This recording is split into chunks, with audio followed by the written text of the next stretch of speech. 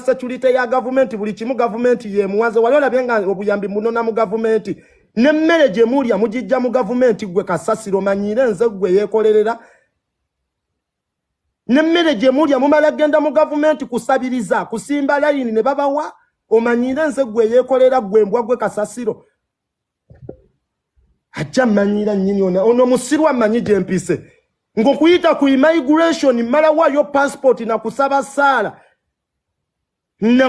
sala nwano kutuuka wentuuso mmanyire gwe kasasiro ngokuyita ku airport mala kukaaba amaziga gwokuba bukubi simu noyitawo buyiso mmanyire nga nokufuna input yandeeta mala kulwana okumufuna gwokuba bufunyi kubi sente mu government ne bakuwa gwo mmanyire gwe kasasiro nedda gendo manyira abanaku nze Rama sirimu naku nsobola okwekolerera n'enfuuka wenfuuse ngokuyita ku immigration mala kwekweka mu ttoyi kukuba ndulu ne baŋŋaana ennyonyi n'ensiraana gwomala kukuba simu salimu sale njagala genda Dubai komba busolo bw'abakazi ne bagamba go noyitawo gwomanyire nze hasira gwe koma nnyoko nze ndi munaku naye gwe Tamale Mirundi Junior toswa kunjirako ndusu gendo manyira abanaku abalala stupid emmere gye mulya teva mu government nze government yendiisa temumala kuvuma abantu and I'm telling you this okuva ku kitaawo paka ku lulyo n'olulyo you will suffer nchidamu okuva ku kitaawo n'olulyo you will suffer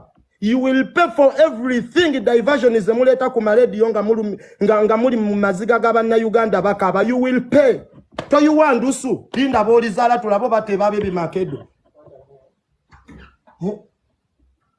tata wagenda ku radio nabuzabuze ensigwe nawe mbojja wano kiyuwandusu koma nnyoko tata otagenda ku radio wano nabuzabuza abantu bali babagobye mu butale abantu bali ajana abantu bakaaba takitawo nalinya ku radio nagamba mbu babaleke babagobera bigobe you will pay for this inshallah you will pay goloza nsite balaba goloza fe wetusirika wano ne tusokoloza tetubalaba abantu bali ku makubo babagoba kesisi ene bawulira nti abantu babagobye ku makubo kitawo nayimirira ku radio nagamba babigobe kalowooza bamuwana abantu bali mu makomera kitawo be batowazi order be banene bali na security bali mu motoka zivyiti golowooza temulifa you think you will not pay for this kati nno kitawo alinza obutakisasulira obagwe kukisasulira nekiri kwatabana n'abazzukulu mbu respect his dad nga tawa respect bantu baba mama begwanga bali ku makubo be batutte mu makomera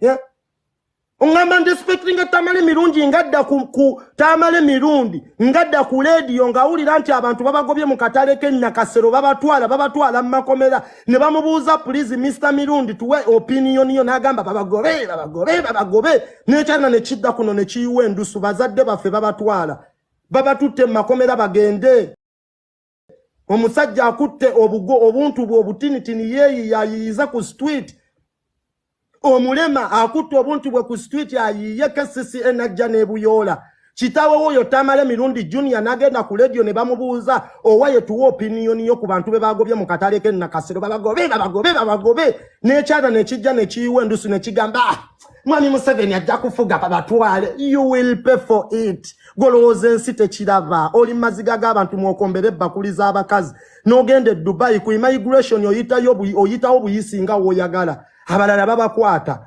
you will die mujja kuzaala abaana nabo balikirozaako inshallah nze ekyo nkikubuulira omale ngambe mbu respect his dad nga bazadde abaffe bali eno babonabona oyo kitawe yatowa order ku maradio n'aleeta zi diversion respect his dad ffe tetulina bazadde babonabona gwe Tamale Mirundi Junior do you think okubanga omanyi Salimu Salo ogenda kujja waneno manyiira abantu ogenda kudda waneno manyiira abantu olwokuba omanyire Beka Kadago ogenda kudda waneno manyiira abantu ne Uganda siya mwe boy Uganda siya mwe bagibaddemu gaji kyanjo yaddawa eyali ayogera ennyo n'asinga gwayiwa amalusu yaddawa you will pay for everything gwembwa gwo manyire mbu nina ka firije yange najifuna nga njitoberedde sibye firije yange najitoberera nga sinyize muntu yenna kugenda mu kkomero oba kuleta diversion mu ggwanga nengenda nenkola nenjigula gwe mmanyire gwe mazi yemwe muyina ne firije ewammwe gwe matako oyinza okuteeja emimwa genda oteeke emimwa mu firiza gikwata isi